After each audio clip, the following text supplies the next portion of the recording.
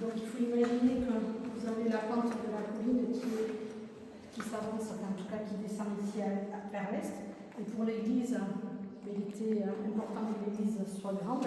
Et donc naturellement, c'est la pente de la colline qui est suivie, puisque bien naturellement, on ne va pas surélever ni creuser depuis soit la partie haute ou surélever depuis la partie basse. Et donc dès le XIe siècle, vous avez l'entrée de l'église, la nef, le chœur, et on donne accès sur les bas-côtés à ces chapelles latérales. Les chapiteaux sont romans, ils sont identiques à ceux du chœur, comme on verra tout à l'heure. Et l'autel et les vitrails sont du XIXe siècle. Ils font partie de travaux faits par l'évêque. Et cet évêque, je vous en reparlerai tout à l'heure dans la crypte. Pour Sainte-Quitterie, le pèlerinage débute à la fontaine, celle qui est miraculeuse de la côte. Les familles font faire des ablutions aux malades et on pense guérir des problèmes liés aux yeux, mais surtout de maux de tête. Or, on est au XIIIe siècle, on ne va pas utiliser un vocabulaire médical et psychiatrique, et on va dire des gens qui sont énervés, enragés, agités, etc. Les familles vont donc venir dans l'église pour prier, accompagnées de certains de ces agités, et peut-être même possédés, on y pensait. Imaginez la prière tranquillement, la personne agitée, et au XIIIe siècle, une solution est trouvée, puisque l'église sera agrandie avec cette petite pièce ici sur le côté du XIIIe siècle, et c'est un cachot, vous avez des chaînes qui sont scellées dans cette pièce.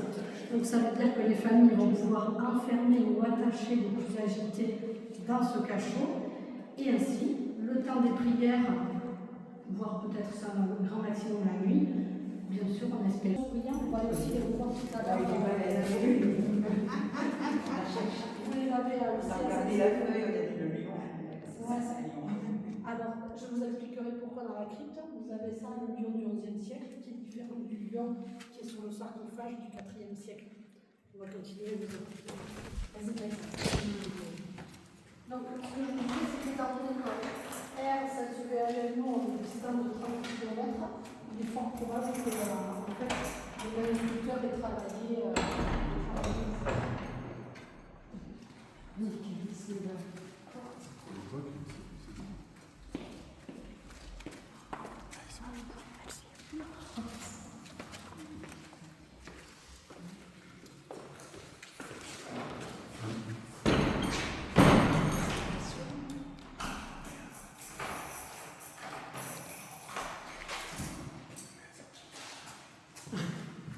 Nous voici dans la crypte de l'église Sainte-Quitterie. À l'origine, comme je vous ai dit, pour attraper le niveau, vous avez un bâtiment du IVe siècle qui n'est absolument pas creusé, qui suit en fait la première pente de l'église du IVe siècle. Vous avez donc ce bâtiment du IVe siècle qui sera entouré d'un cimetière au 8e siècle. C'est ce qui explique les sarcophages que vous avez ici en haut, puisqu'en fait l'église au XIe siècle va se construire sur le bâtiment du IVe siècle et sur une partie du cimetière. Ce qui fait que d'une, les sarcophages seront emprisonnés dans l'église et que de deux, le bâtiment du IVe siècle va permettre de structurer la nef juste au-dessus, ce qui fait et rattrape une partie du niveau. La crypte elle a été totalement restaurée il y a 8 ans. Vous avez ici une mosaïque du 19e siècle. C'est l'évêque qui a aussi fait l'autel à côté. Je ne vous en dis pas plus parce que j'en reparlerai encore après tout à l'heure. Cette mosaïque, elle vous résume toute l'histoire de Sainte-Quitterie. Toulouse en bas à gauche, Atturat en bas à droite, qui est le plus vieux nom d'Ersolado. Et nous, aujourd'hui, qui habitons Ersolado, nous nous appelons les Atturéens et Atturiens. Aujourd'hui encore.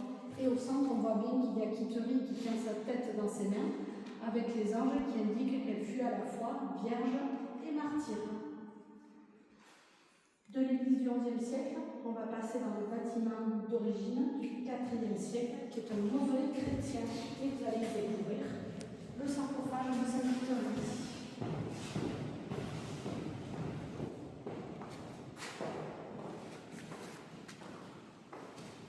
De la structure d'origine, il ne reste qu'une seule voûte complète, alors que sur le côté, vous avez d'autres voûtes qui sont comblées et arasées, puisque je répète, c'est l'église du XIe siècle qui va se structurer sur le côté en prenant appui sur le premier édifice. Vous avez devant vous ce sarcophage dit de Sainte-Quiterie. Il daterait du milieu du IVe siècle et c'est du marbre blanc qui viendrait de Saint-Béat, en Haute-Garonne, c'est-à-dire en marbre des Pyrénées. On le dit paléochrétien, c'est-à-dire en rapport avec l'art des premiers chrétiens, puisque dans ces premiers siècles, de point de vue stylistique, on va mélanger la religion chrétienne et la religion païenne. Alors on parle de païen, mais bien entendu, vous allez retrouver des éléments romains, tels que les deux demi-figures que vous avez là, qui sont Hermès ou Mercure. L'idée, c'est d'accompagner l'âme du défunt vers Dieu. Ensuite, on voit qu'on a l'époque romaine, puisque les personnages sont vêtus de toges. La représentation des corps nus ou très musclés ressemble aux statues antiques qu'on connaît en Corée. Maintenant, toutes les scènes sont tirées de la Bible et l'ensemble fait référence à la résurrection. Alors, sur le couvercle, Abraham a sacrifié son fils Isaac et il y a le bélier qui apparaît ici dans le buisson. Le paralytique guéri qui porte son lit sur ses épaules. Jonas recraché par le grand poisson. Il est question aujourd'hui de Jonas et la baleine. Vous avez ensuite Tobie qui se bat avec le poisson géant. Au niveau de la cuve, la création de l'homme par Dieu. La faute, puisque Ève est en train de cueillir le fruit. Vous avez Adam et bien évidemment le serpent tentateur.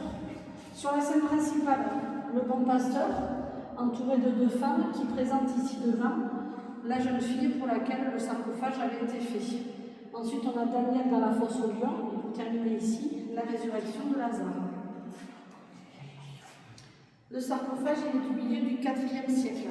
Or, la légende de Sainte-Quiterie, c'est fin du 5e siècle.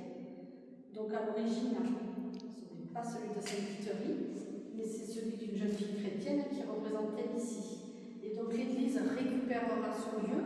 Le puisard sera une autre source jaillissant près du sarcophage.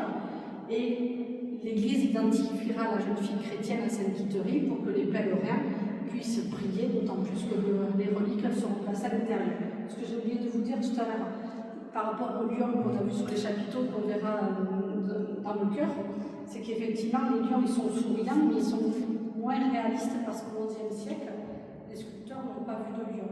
Donc en fait, ils vont se baser sur des représentations. Je ne dirais pas la photo d'une représentation, mais ils vont se baser sur un chapiteau qui a déjà vu, ce chapiteau qui se base, etc. Donc forcément, la vision du lion est une vision un petit peu amoindrie, etc. Sauf que là, sur le sarcophage du IVe siècle, en pleine période romaine, le lion est beaucoup plus féroce et réaliste. Parce qu'à cette époque, lors des Jeux d'arène, le lion est un animal qui peut être vu. Donc forcément, on va le représenter d'une façon beaucoup plus réaliste, plus méchant, entre guillemets, que celui qu'on a vu tout à l'heure. Donc pour revenir aux reliques, elles ont été profanées pendant les guerres de religion. Ensuite, à la Révolution française, elles ont été